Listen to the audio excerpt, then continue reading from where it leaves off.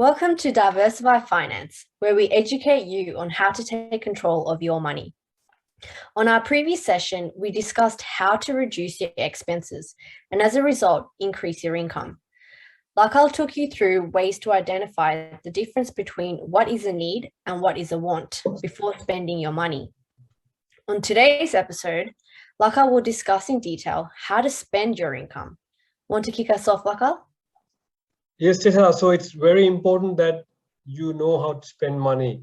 It doesn't matter how much you make, it's what you do with it. So you could be earning 100,000 a year, 200,000 a year, but at the end of the month, if you spend, say, 90 to 95% of your money or 99% of your money, that means we not be able to fulfill our goal, which is to save $1,000 a month.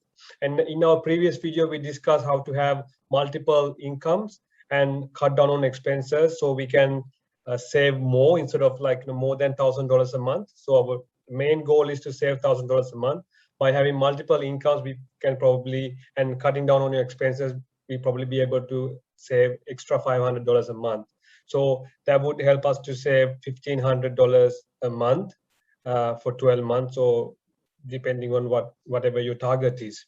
So as a trick, the first point we going to discuss here, if you're on a savings plan, let's say you are planning to save $500 a month or $1,000 a month.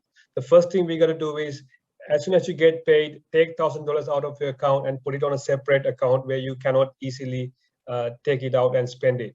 So this is kind of like a trick that you can use just to make sure no matter what happens, as soon as you get paid, you take $1,000 out, or depending on the plan you have, how much you planning to save per month. It could be even $500, it could be $200-300 or so.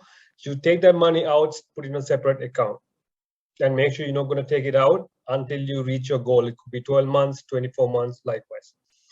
And number two is price range. So for example, if you want to buy a shirt, right, you could buy a shirt for like $5, $10, $20, $30, $40, $100, $200, $300, $400, $500. But we need to understand it doesn't matter what kind of a shirt you buy, right? It does the same thing. It covers your skin.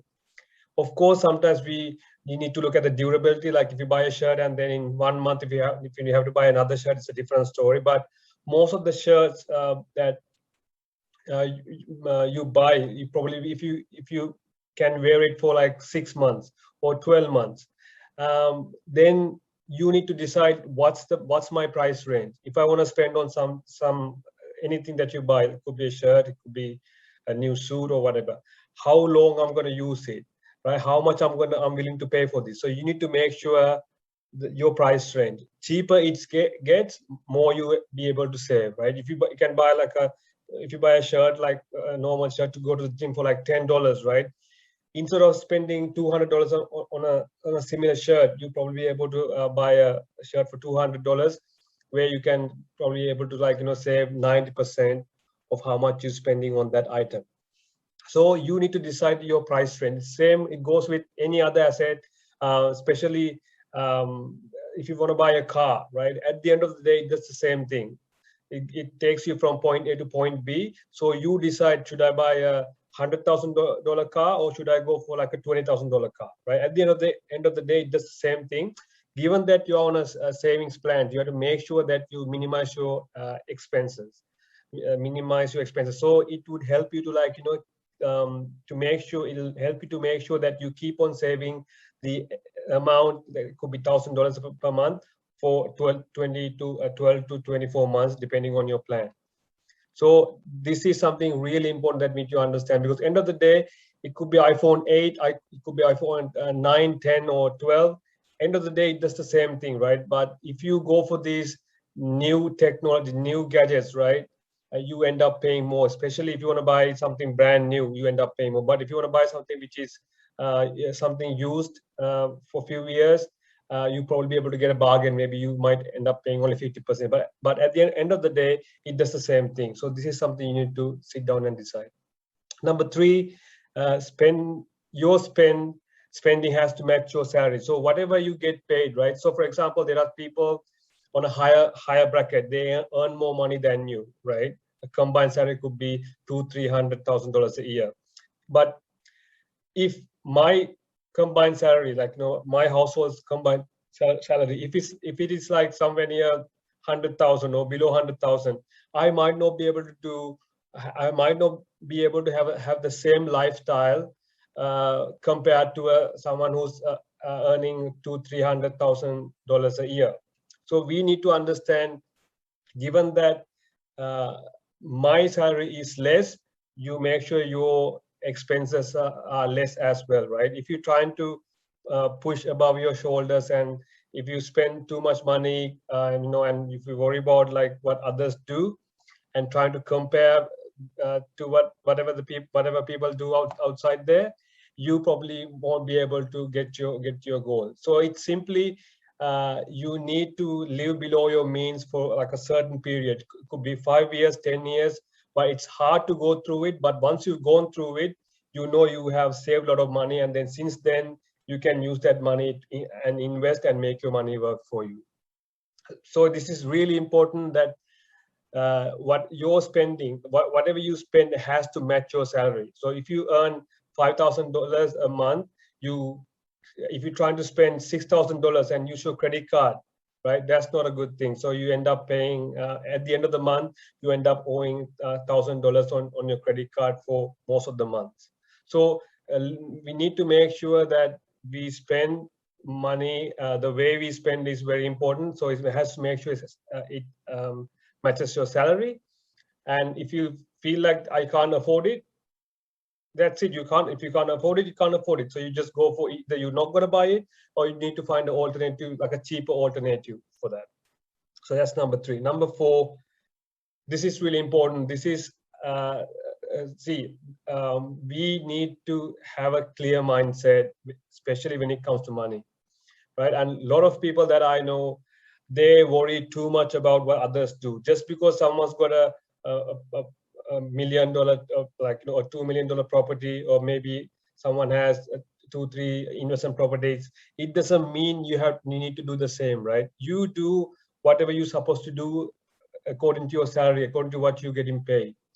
But as I said earlier, if you want to be successful, like if you want to be successful, and if you want to get out of this money, if you want to be financially successful, and if you want to get rid of this greed, if you want to retire early, you need to, unfortunately, live below your means for a long time, right? Maybe it could be 5 years, or it could be 10 years.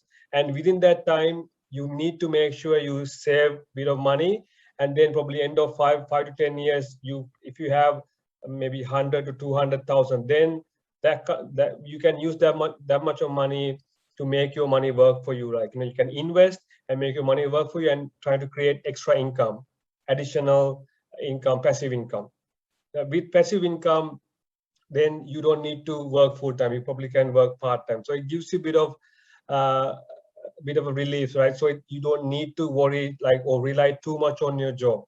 If you have extra income on your side, you can work part time or on a casual basis. So the biggest problem we have, we trying to copy others or trying to impress other people, but you can do it as long as you go through a period where you live below your means. And once you have enough savings, and when your money is working for you, you can do that. You'll get a time to spend money, you don't need to worry about it.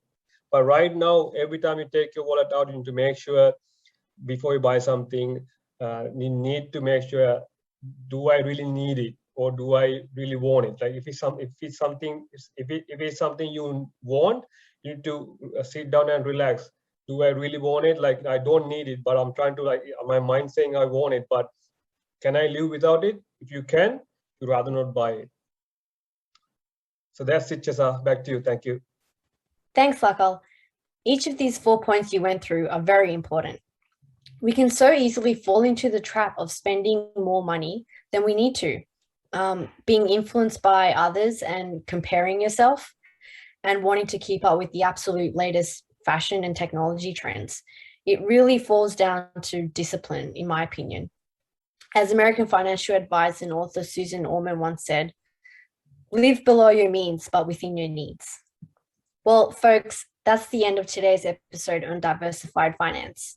We hope you were able to take away some valuable information, and stay tuned for next week's episode where we will talk about how to invest your savings. But until then, have a good week and we'll see you on the next episode.